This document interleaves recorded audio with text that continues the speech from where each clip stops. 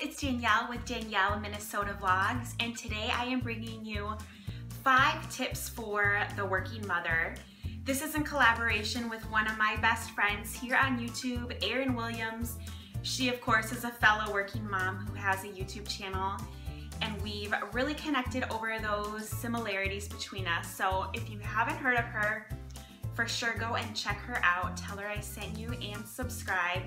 She has an amazing channel, and she just had her 3rd baby boy, Zeke, who is the cutest, so stalk her on Instagram too.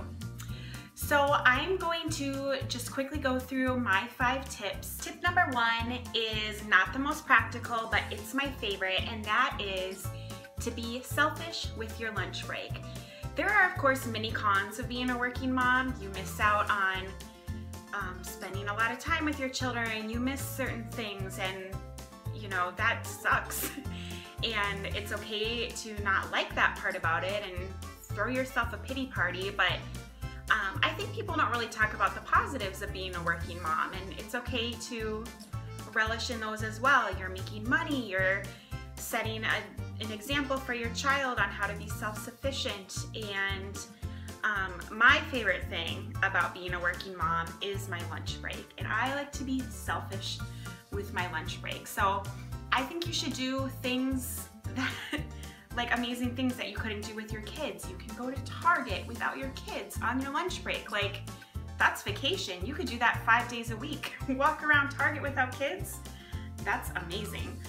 I am an introvert, and you know, being at work, I'm chatting with people all day long and expelling that energy. So I really like to be alone on my lunch break. So what I usually do is I work out on my lunch break. I just love doing that. It makes me feel better. It's beyond a doubt to me that it helps me refresh and be a better worker when I get back to work. I think it makes me a better mom because I just have that time all to myself. Sometimes I go to a park and read. Sometimes I walk around a lake. I just think you should do whatever you want to do during your lunch break. Go out to lunch with some friends, some coworkers. I mean, let's take advantage of the good things, and lunch breaks are a good thing. My second tip is to be present, and this is really difficult for me. I think being present comes really easily for some people. For me, it does not. So this is something that I have to work on every single day. But at work, I want to be present with my work and focus on my work. And then when I'm home, I want to be present with my family and focus on them and not worry about things I have to do at work, and vice versa. When I'm at work, I don't want things popping in my head that I have to do with my home life. So like I said, easier said than done, but every day I think when I get to my office, I think, you're at work now, be present in your work. And those thoughts do pop up. So I've talked about my planner a lot. I'm a paper planner person. So when those things pop up, like you have to do laundry tonight, you have to turn in that permission slip for James's field trip, you know, those things are gonna pop in, and that's great, but I just write them down.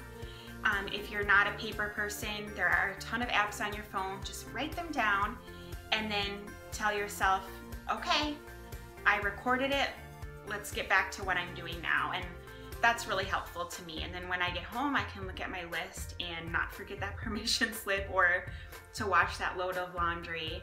And when I have a good productive day at work, I just feel so much better at the end of the day. You know, there are some days when I'm not so productive, and I just get home and I'm just not, it doesn't feel good. So it feels really good to be productive and to give your work your best, and then when you get home to give your family your best. And I just think it helps to create balance, to be present wherever you are. With that said, tip number 3 is to stay connected. I like to do this by simple things, and I'm sure a lot of you do this. Just school pictures on my desk, different frames. I rotate artwork that my son does and bring it to my office just so I can stay connected to him, and I think that's really helpful. And I think it helps me stay grounded. Tip number 4 is to tell your kids about your work and to stay connected. You know, I often ask my son, and I know everyone can relate, like, how was school today? What'd you do at school, daycare, preschool?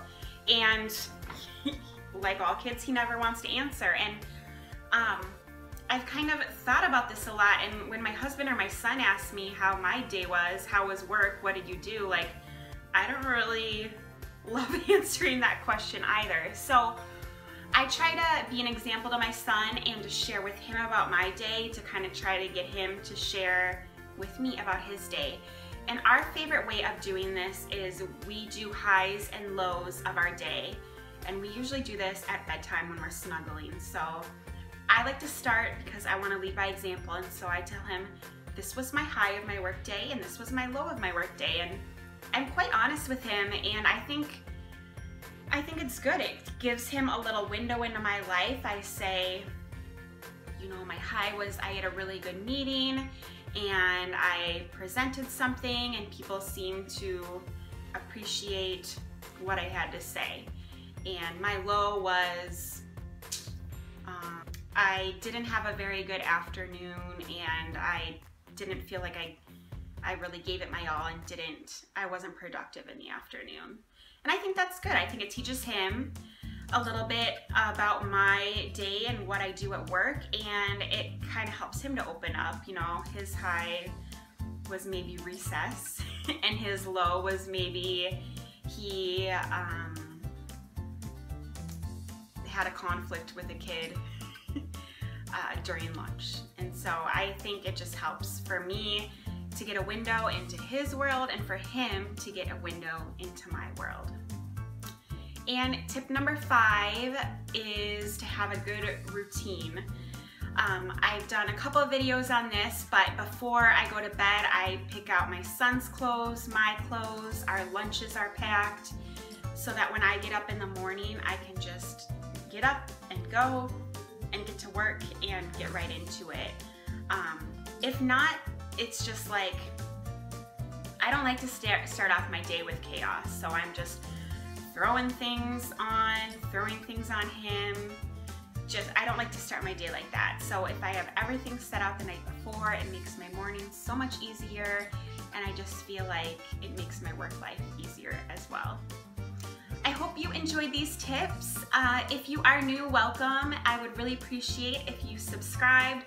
Tell me your favorite tip for being a working parent in the description box, and check out Erin's channel. Thanks so much for doing this collab, Erin, and I hope you all have a great day. Bye, guys.